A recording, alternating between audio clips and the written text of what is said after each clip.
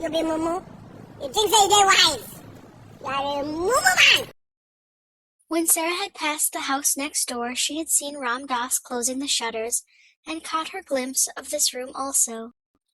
It is a long time since I saw a nice place from the inside, was the thought which crossed her mind.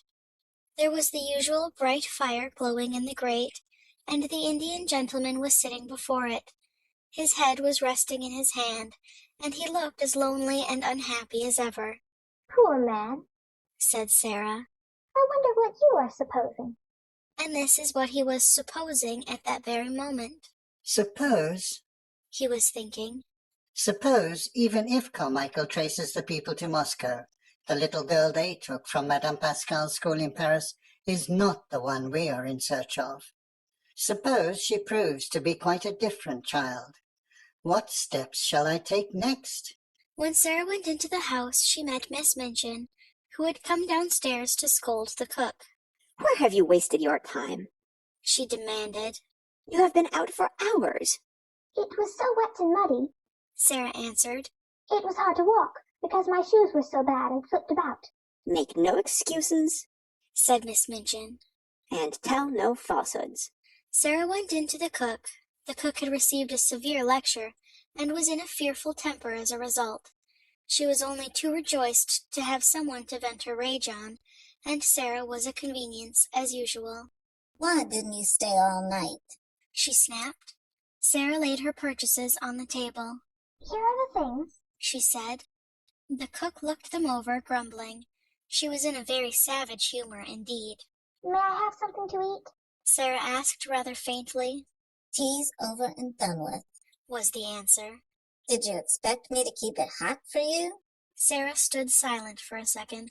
I had no dinner, she said next, and her voice was quite low. She made it low because she was afraid it would tremble. There's some bread in the pantry, said the cook. That's all you get at this time of day. Sarah went and found the bread. It was old and hard and dry. The cook was in too vicious a humor to give her anything to eat with it. It was always safe and easy to vent her spite on Sarah. Really, it was hard for the child to climb the 3 long flights of stairs leading to her attic. She often found them long and steep when she was tired, but tonight it seemed as if she would never reach the top. Several times she was obliged to stop and rest. When she reached the top landing, she was glad to see the glimmer of a light coming from under her door. That meant that Ermengarde had managed to creep up to pay her a visit. There was some comfort in that. It was better than to go into the room alone and find it empty and desolate. The mere presence of plump, comfortable Ermengarde, wrapped in her red shawl, would warm it a little. Yes, there Ermengarde was when she opened the door. She was sitting in the middle of the bed, with her feet tucked safely under her. She had never become intimate with Melchizedek and his family, though they rather fascinated her. When she found herself alone in the attic, she always preferred to sit on the bed until Sarah arrived. She had, in fact, on this occasion had time to become rather nervous, because Melchizedek had appeared and sniffed about a good deal, and once had made her utter a repressed squeal by sitting up on his hind legs and, while he looked at her, sniffing pointedly in her direction. Oh, Sarah, she cried out. I am glad you have come. Milky would sniff about so. I tried to coax him to go back, but he wouldn't for such a long time. I like him, you know, but it does frighten me when he sniffs right at me. Do you think he ever would jump? No, answered Sarah.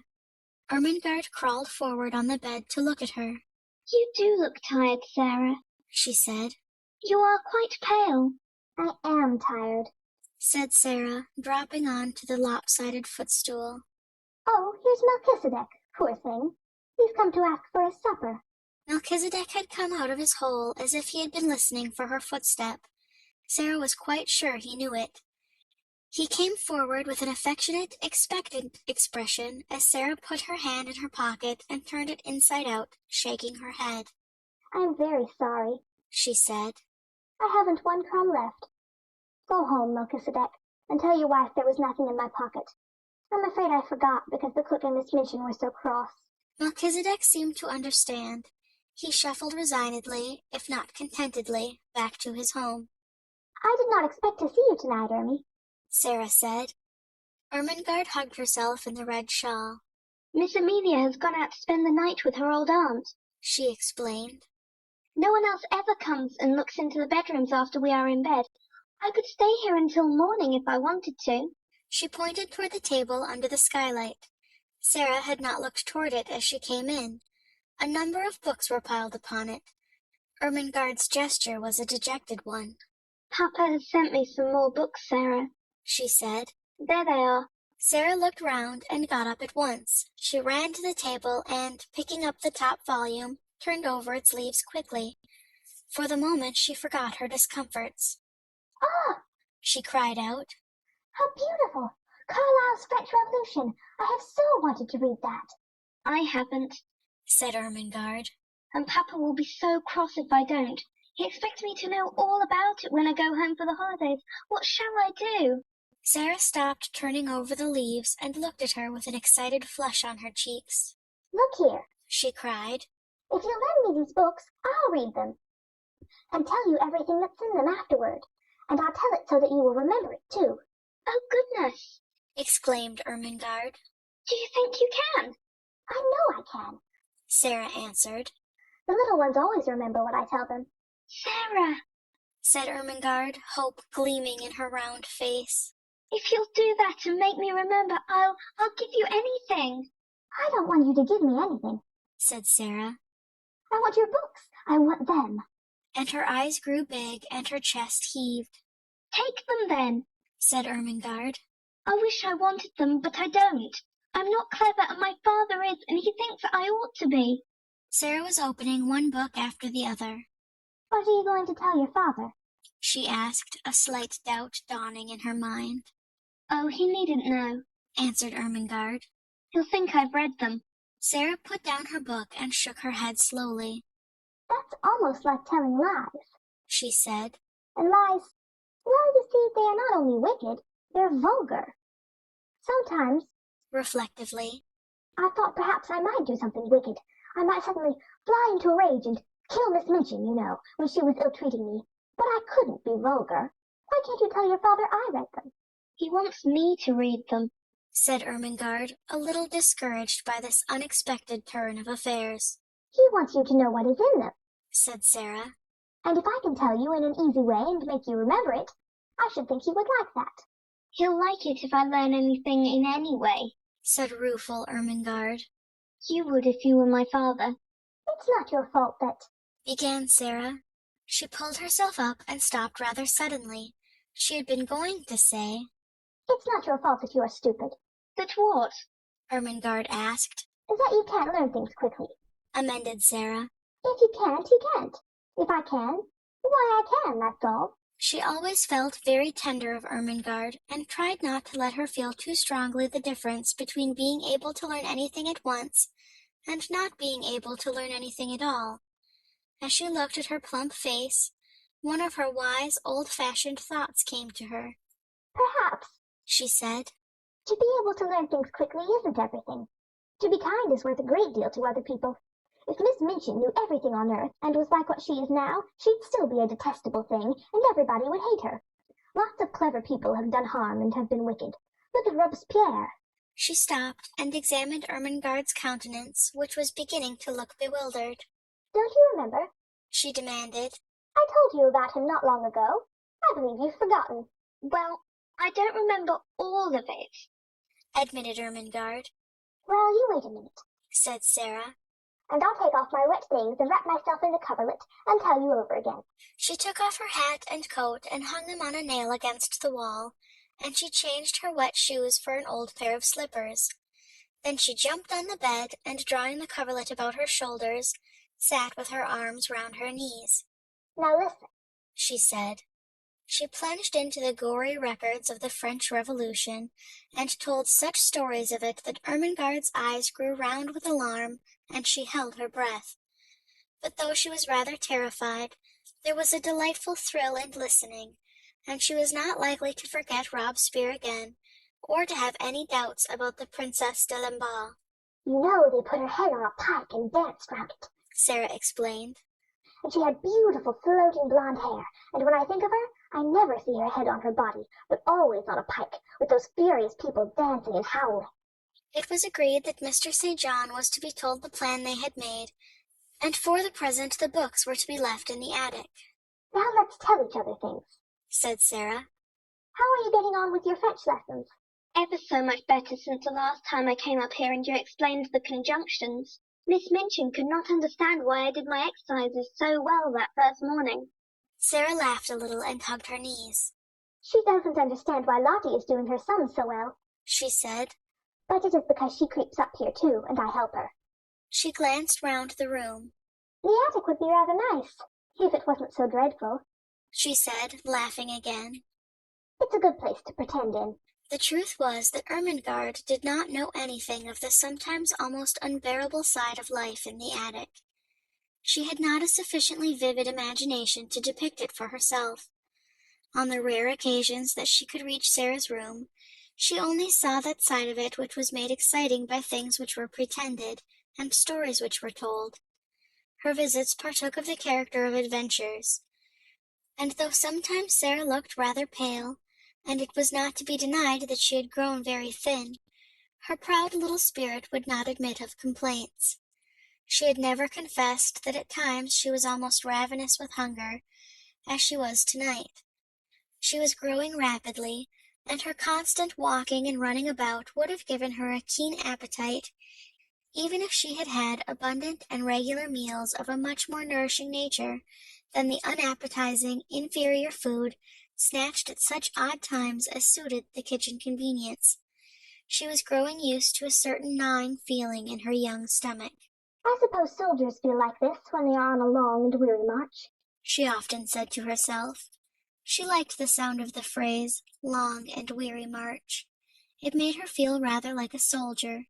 She had also a quaint sense of being a hostess in the attic. If I lived in a castle, she argued, and Ermengarde was the lady of another castle, and came to see me with knights and squires and vassals riding with her, and pennons flying, when I heard the clarions sounding outside the drawbridge, I should go down to receive her, and I should spread feasts in the banquet hall, and call in minstrels to sing and play and relate romances. When she comes into the attic, I can't spread feasts, but I can tell stories, and not let her know disagreeable things. I dare say poor chatelaines had to do that in times of famine, when their lands had been pillaged. She was a proud, brave little chatelaine, and dispensed generously on the hospitality she could offer, and the dreams she dreamed, the visions she saw, the imaginings which were her joy and comfort. So, as they sat together, Ermengarde did not know that she was faint as well as ravenous, and that while she talked now and then wondered if her hunger would let her sleep when she was left alone. She felt as if she had never been quite so hungry before. I wish I was as thin as you, Sarah, Ermengarde said suddenly.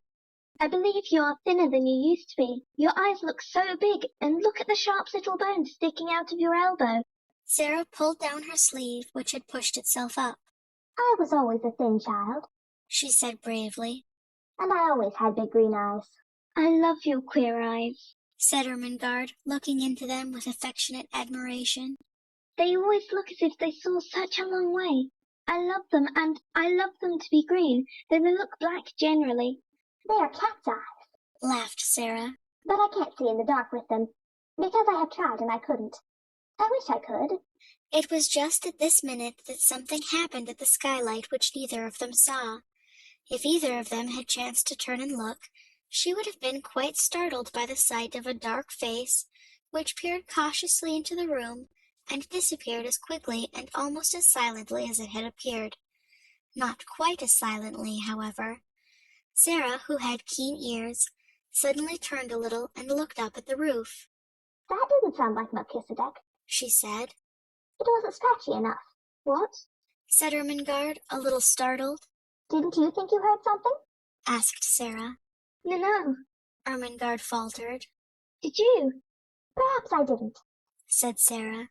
But I thought I did. It sounded as if something was on the slates, something that dragged softly. What could it be? said Ermengarde. Could it be robbers? No, Sarah began cheerfully. There's nothing to steal. She broke off in the middle of her words. They both heard the sound that checked her. It was not on the slates, but on the stairs below, and it was Miss Minchin's angry voice. Sarah sprang off the bed and put out the candle. She is scolding Becky, she whispered as she stood in the darkness. She is making her cry. Will she come in here? Ermengarde whispered back, panic-stricken. No, she wasn't lying in bed. Don't stir. It was very seldom that Miss Minchin mounted the last flight of stairs. Sarah could only remember that she had done it once before, but now she was angry enough to be coming at least part of the way up, and it sounded as if she was driving Becky before her. You impudent, dishonest child, they heard her say. Cook tells me she has missed things repeatedly.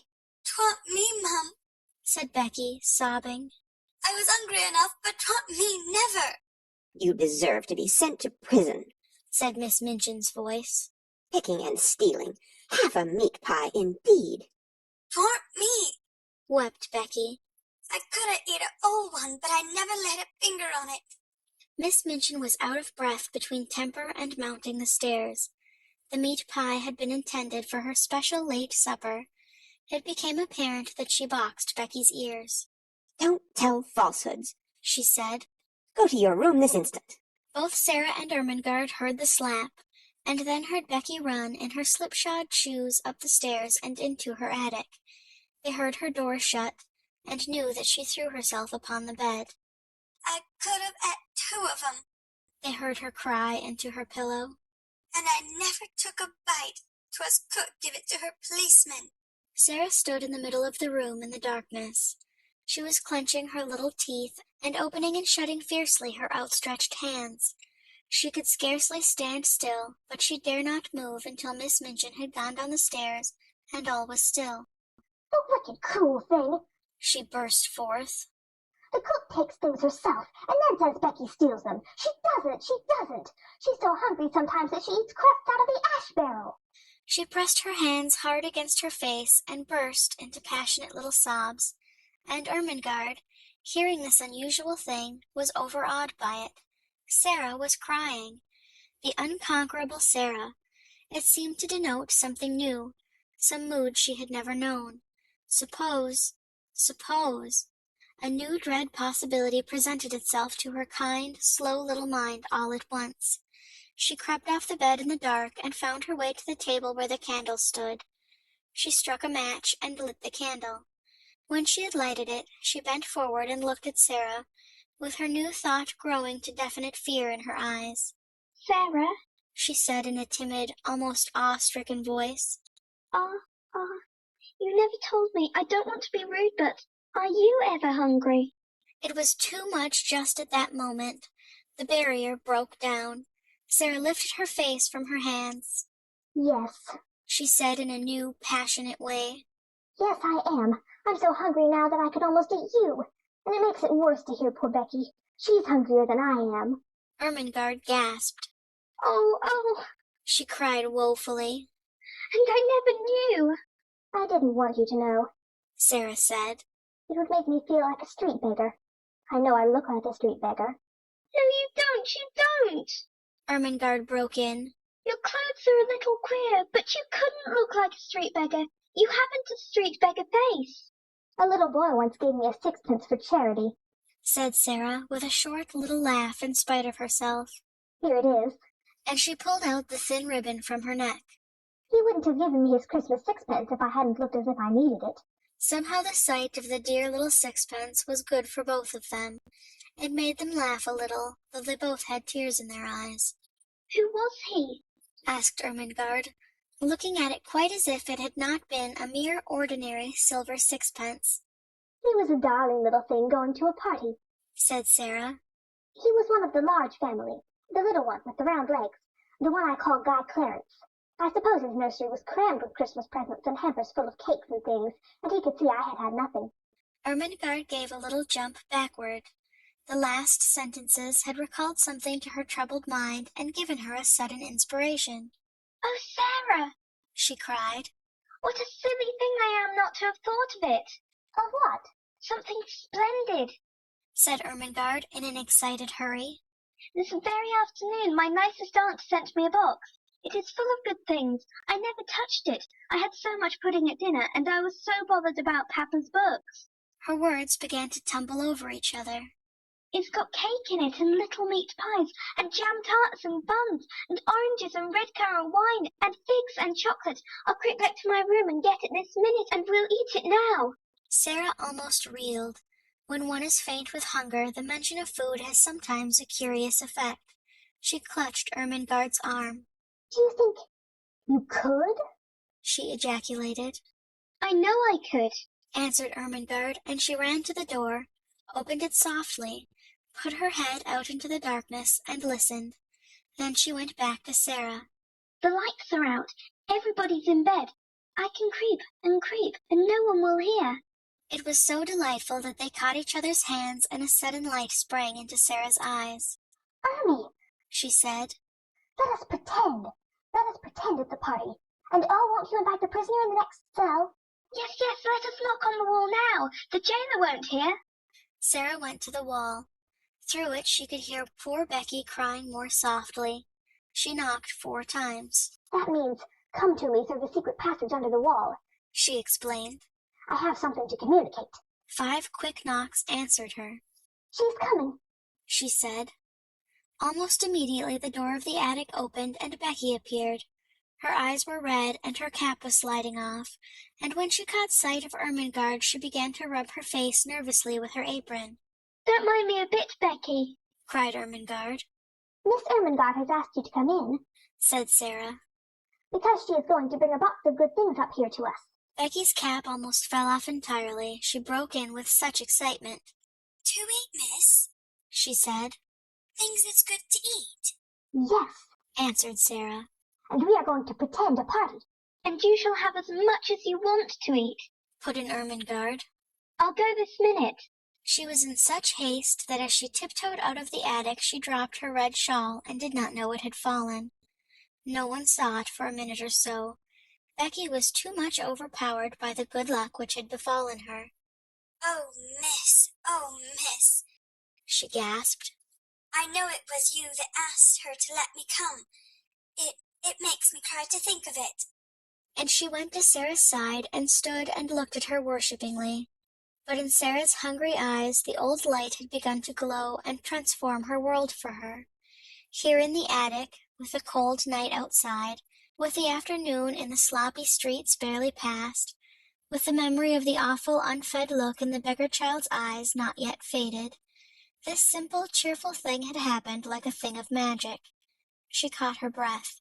Somehow something always happens, she cried. Just before things get to the very worst. It is as if the magic did it. If I could only just remember that always, the worst thing never quite comes. She gave Becky a little cheerful shake. No, you mustn't cry, she said. We must make haste and set the table. Set the table, miss, said Becky, gazing round the room. What we set it with? Sarah looked round the attic, too. There doesn't seem to be much, she answered, half laughing. That moment she saw something and pounced upon it. It was Ermengarde's red shawl which lay upon the floor. Here's the shawl, she cried. I know she won't mind it. It will make such a nice red tablecloth.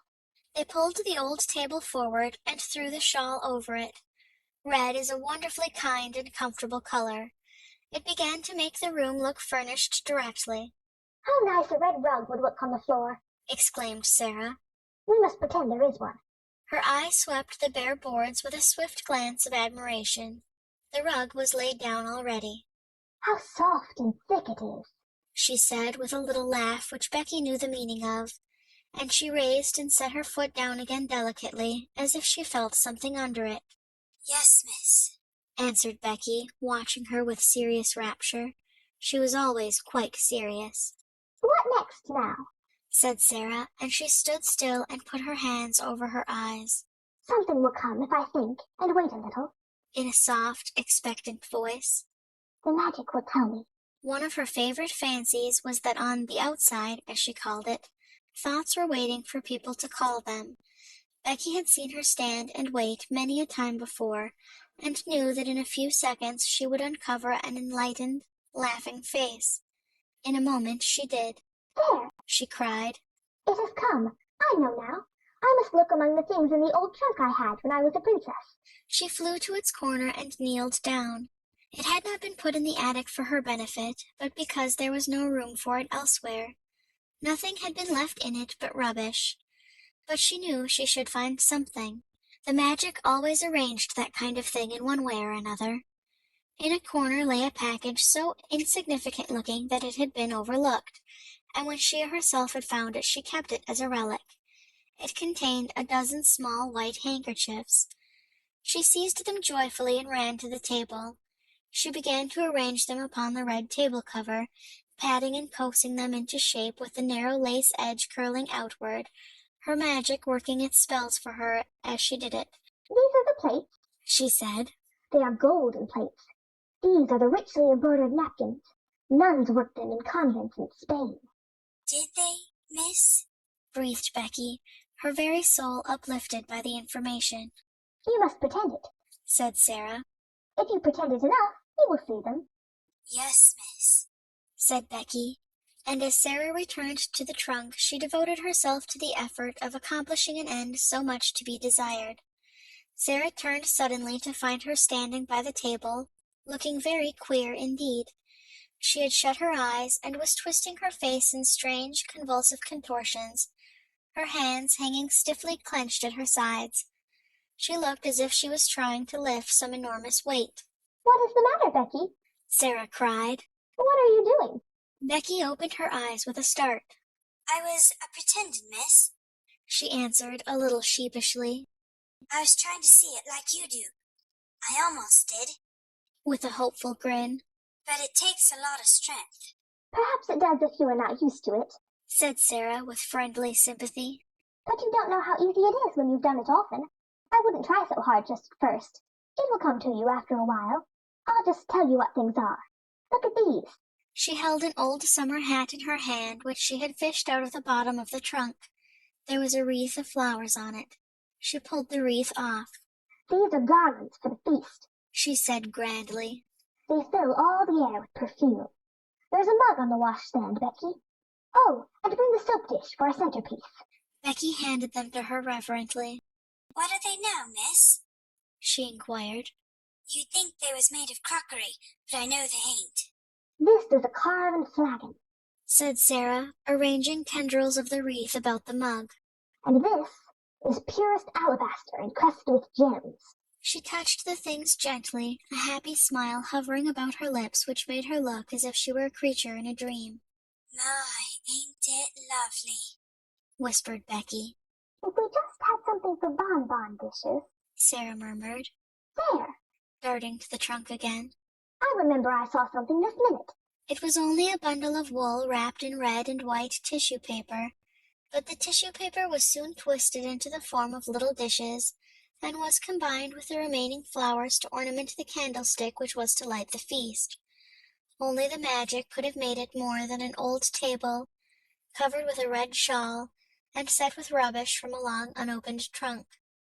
But Sarah drew back and gazed at it, seeing wonders, and Becky, after staring in delight, spoke with bated breath. This here, she suggested with a glance round the attic. Is it the Bastille now? Or is it turned into something different? Oh, yes, said Sarah. Quite different. It is a banquet hall. My eye, miss, ejaculated Becky. A blanket hall. And she turned to view the splendors about her with odd bewilderment. A banquet hall, said Sarah. A vast chamber where feasts are given. It has a vaulted roof and a minstrel's gallery, and a huge chimney filled with blazing oaken logs, and it is brilliant with wax tapers twinkling on every side. My eye, Miss Sarah, gasped Becky again. Then the door opened, and Ermengarde came in, rather staggering under the weight of her hamper. She started back with an exclamation of joy. To enter from the chill darkness outside and find oneself confronted by a totally unanticipated festal board, draped with red, adorned with white napery, and wreathed with flowers, was to feel the preparations were brilliant indeed. Oh, Sarah, she cried out. You are the cleverest girl I ever saw. Isn't it nice? Said Sarah. They are things out of my old trunk. I asked my magic, and it told me to go and look. But oh, miss, cried Becky, wait till she's told you what they are. They ain't just... Oh, miss, please tell her, appealing to Sarah. So Sarah told her, and because her magic helped her, she made her almost see it all. The golden platters, the vaulted spaces, the blazing logs, the twinkling waxen tapers. As the things were taken out of the hamper, the frosted cakes, the fruits, the bonbons, and the wine, the feast became a splendid thing. It's like a real party, cried Ermengarde. It's like a queen's table, sighed Becky. Then Ermengarde had a sudden brilliant thought. I'll tell you what, Sarah, she said. Pretend you are a princess now and this is a royal feast. But it is your feast, said Sarah. You must be the princess, and we will be your maids of honor. Oh, I can't, said Ermengarde. I'm too fat and I don't know how. You be her. Well, if you want me to, said Sarah, but suddenly she thought of something else and ran to the rusty grate. There is a lot of paper and rubbish stuffed in here, she exclaimed. If we light it, there will be a bright blaze for a few minutes, and we shall feel as if it was a real fire. She struck a match and lighted it up with a great specious glow which illuminated the room. By the time it stops blazing, Sarah said, we shall forget about its not being real. She stood in the dancing glow and smiled. Doesn't it look real? She said.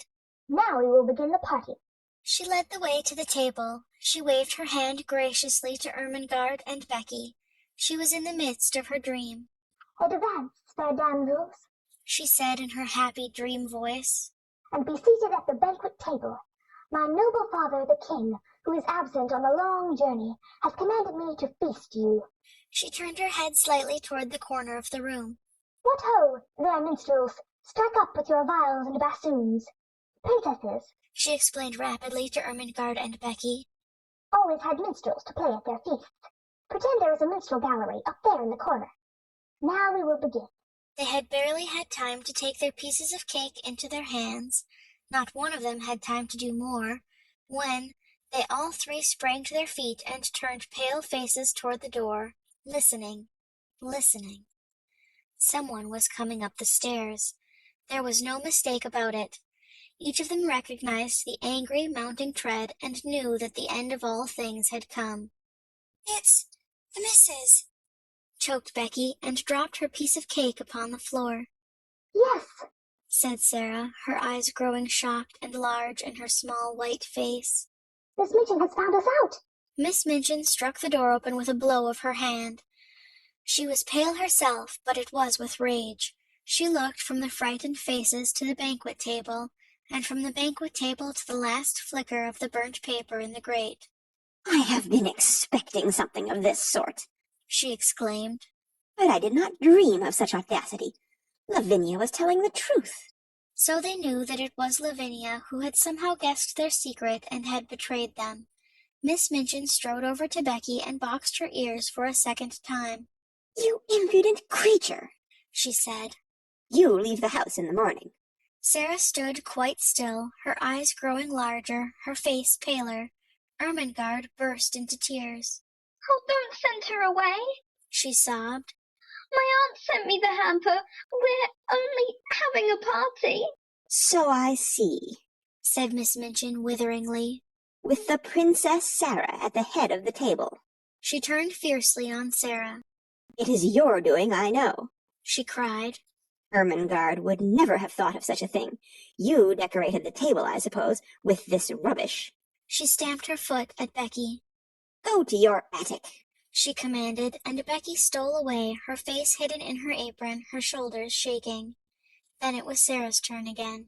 I will attend to you tomorrow. You shall have neither breakfast, dinner, nor supper.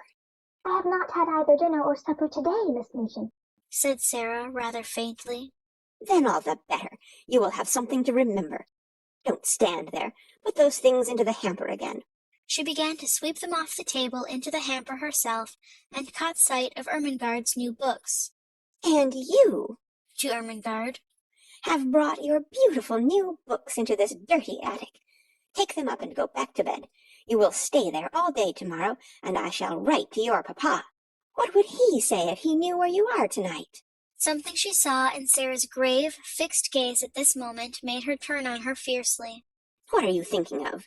She demanded. Why do you look at me like that? I was wondering.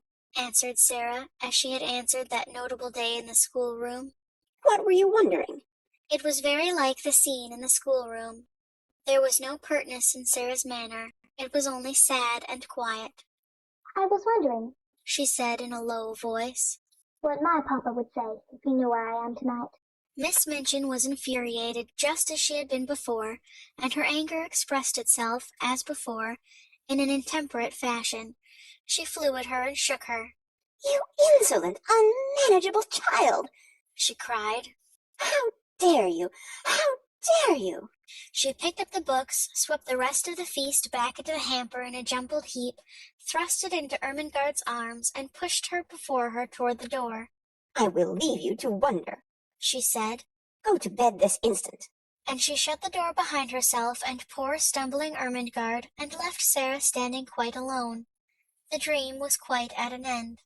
The last spark had died out of the paper in the grate, and left only black tinder. The table was left bare. The golden plates and richly embroidered napkins, and the garlands were transformed again into old handkerchiefs, scraps of red and white paper, and discarded artificial flowers all scattered on the floor. The minstrels in the minstrel gallery had stolen away, and the viols and bassoons were still. Emily was sitting with her back against the wall, staring very hard. Sarah saw her, and went and picked her up with trembling hands. There isn't any banquet left, Emily, she said. and there isn't any princess. There's nothing left but the prisoners in the Bastille. And she sat down and hid her face. What would have happened if she had not hidden it just then, and if she had chanced to look up at the skylight at the wrong moment, I do not know.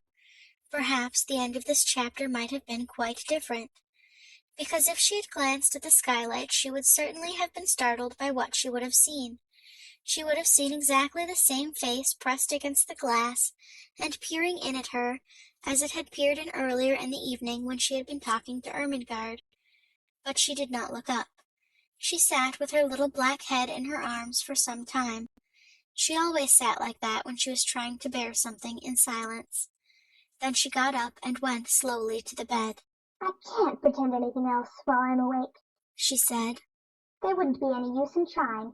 If I go to sleep, perhaps a dream will come and pretend for me. She suddenly felt so tired, perhaps through want of food, that she sat down on the edge of the bed quite weakly. Suppose there was a bright fire in the grate, with lots of little dancing flames, she murmured. Suppose there was a comfortable chair before it, and suppose there was a small table near, with a little hot supper on it. And suppose, as she drew the thin coverings over her, suppose this was a beautiful soft bed, with fleecy blankets and large downy pillows. Suppose, and her very weariness was good to her, for her eyes closed and she fell fast asleep. She did not know how long she slept, but she had been tired enough to sleep deeply and profoundly, too deeply and soundly to be disturbed by anything, even by the squeaks and scamperings of Melchizedek's entire family, if all his sons and daughters had chosen to come out of their hole to fight and tumble and play. When she awakened it was rather suddenly, and she did not know that any particular thing had called her out of her sleep.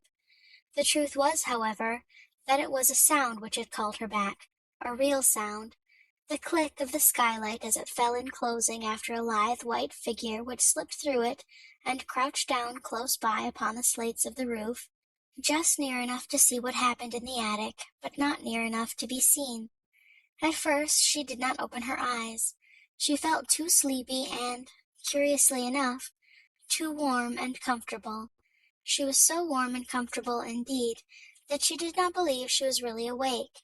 She was never as warm and cozy as this except in some lovely vision. what a nice dream, she murmured. I feel quite warm. I don't want to wake up. Of course it was a dream.